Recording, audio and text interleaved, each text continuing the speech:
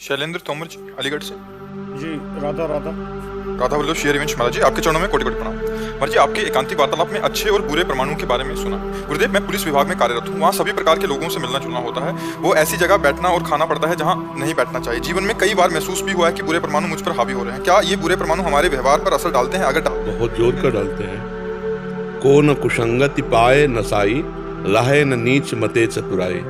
जो कुसंग के परमाणु हैं वो बहुत विपरीत भाव पैदा कर देते हैं। आपका स्वभाव नहीं है, लेकिन कुसंग का प्रभाव आपसे गलत करवा सकता है, गलत सोच करवा सकता है। हाँ, एक स्थिति होती है जहाँ कुसंग का प्रभाव नहीं पड़ता। जो रहीम उत्तम प्रकृति का कर सकत कुसंग, चंदन विष व्यापत नहीं लपटे रहत भुजंग। यदि उत्तम प्रकृति अर्थात भगवत स्मरण परायण है आप, तो देखो लंका में कुसंग ही कुसंग है, पर विभीषण जी के ऊपर कोई फर्क नहीं पड़ा। हनुमान जी भी लंका में प्रवेश कर रहे हैं, लेकिन कोई कुसंग का असर नहीं हुआ, क्योंकि हृदय में भगवान का चिंतन है। प्रविश नगर की जय सब काजा, हृदय राख कौशलपुर राजा। यदि भगवान का स्मरण चल रहा है तो फिर कुसंग का प्रभाव नहीं पड़ पाएगा। आप जो भोजन है वो अपनी थाली का उतना पवित्र होना चाहिए जो भगवान को अर्पित करने लायक हो। ऐसा पवित्र नहीं होना चाहिए कि भगवान को अर्पित न कर सके। अपनी थाली का, हमारी थाली में आ गया वो हमारे लिए भगवान को अर्पित करने लायक। अब जैसे मांस आदि है, ये भगवान को अर्पित नहीं कर सकते। जो निषिद्ध पदार्थ भगवान को अर्पित नहीं किया जाता। पर बहुत से ऐसे नौकरी वाले भाईजनों के पास अव्यवस्था है कि उनको वही खाना पड़ेगा जो मिलेगा रसोई से।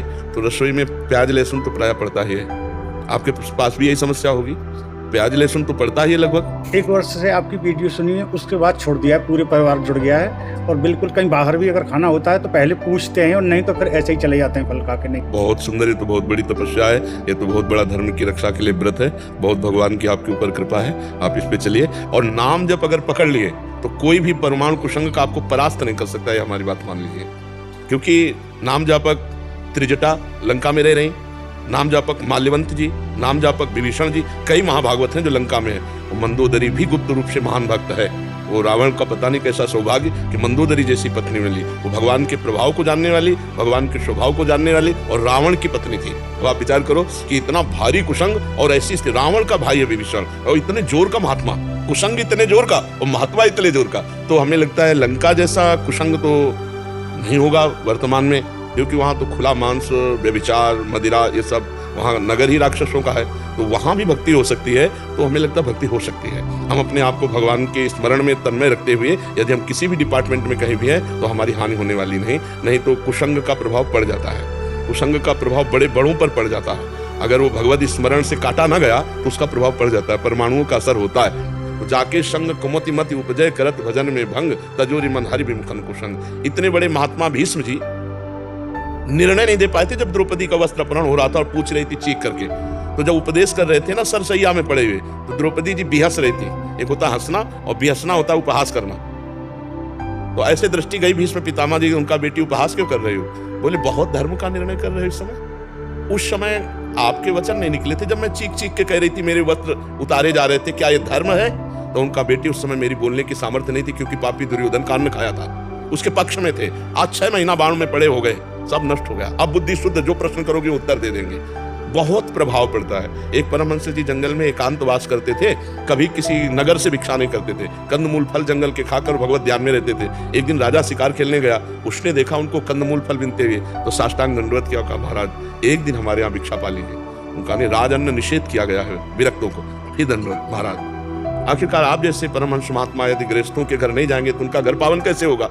शास्त्रीय विधान से उन्होंने विनय ठीक किया राजा ने, और वो भी हठ में थे कि राजअन्न नहीं पाना चाहिए, शास्त्रीय विधान है, पर विनय जोर कर गई और महात्मा जी उनके यहाँ भिक्षा पाने गए।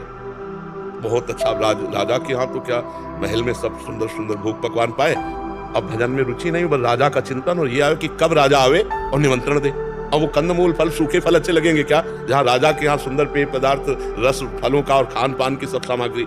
2-3 दिन में राजा फिर आ गए। महाराज अब कहना नहीं पड़ा, मना नहीं किया, चल दिए। अब वहां महल में प्रसाद पा रहे थे तो देखा रानी के श्रृंगार गृह की तरफ तो एक हार टंगा हुआ था। रानी ही स्वयं परोस रही थी, दासियों का प्रवेश नहीं था, तो परोसने के लिए लाने के लिए गए, वो हार उठाया, झोली में डाल लिया, प्रसाद पाया और जंगल में आ गए। जब रानी श्रृंगार के लिए, तो उन्होंने कहा महाराज हमारी निजी दास दासियों के सिवा यहाँ किसी का प्रवेश नहीं, और वो यहीं रहते हैं तो चोरी वो क्यों करेंगे?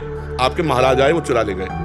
उनका इतने विरक्त महात्मा, वो चोरी क्यों करेंगे? उनकी कोई पत्नी है तो है नहीं, परिवार है नहीं। अच्छा, वो वृक्ष के नीचे रहते हैं, कंदमूल फल खाते हैं, वो चोरी क्यों करेंगे? बोले महाराज चोरी उन्होंने की। बोले चुप रहो, हम बनवा देंगे, पर संत के ऊपर ऐसा दोषारोपण ठीक नहीं तो श्रद्धा नष्ट हो जाएगी संतों के प्रति। 3-4 दिन हुए, झोली उठाई कंदमूल फल के लिए, देखा वजन, उसमें हाथ डाला, हार ये मैं क्यों चुरा लाया, ऐसा मैंने क्यों किया?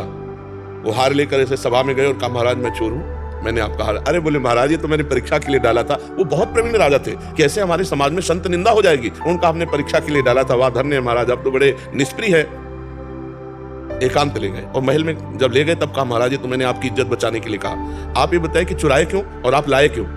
तो बोले इसका कारण तू है, राज अन्न पाने से मेरी बुद्धि भ्रष्ट हुई, रजोगुण चढ़ा और मैंने चोरी की, मुझे कोई जरूरत नहीं इस हार की, ना तेरी जरूरत है, तेरे अन्न ने मेरी बुद्धि भ्रष्ट कर दी जो मैं चोरी में आ गया।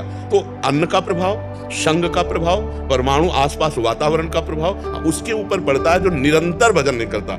इसलिए हनुमान जी महाराज कह रहे का हनुमंत विपत्ति प्रभु सोई, जब तो सुमिरन भजन न होई। जिस क्षण सुमिरन भजन छूटा कुसंग का प्रभाव पड़ जाएगा। अगर घोर कुसंगति में जाए और नाम जब चल रहा है भगवत स्मरण, कुछ प्रभाव नहीं पड़ेगा। जैसे हनुमान जी महाराज, विभीषण जी महाराज लंका में भी गए, लंका में वो रहे लेकिन कोई फर्क नहीं पड़ा। तो ऐसे हम समाज में रहे, नाम जब न छूटने पावे और आहार शुद्ध रहे तो कोई नहीं बिगाड़ सकता है। आप निश्चिंत रहिए, बड़ी कृपा आपके ऊपर है।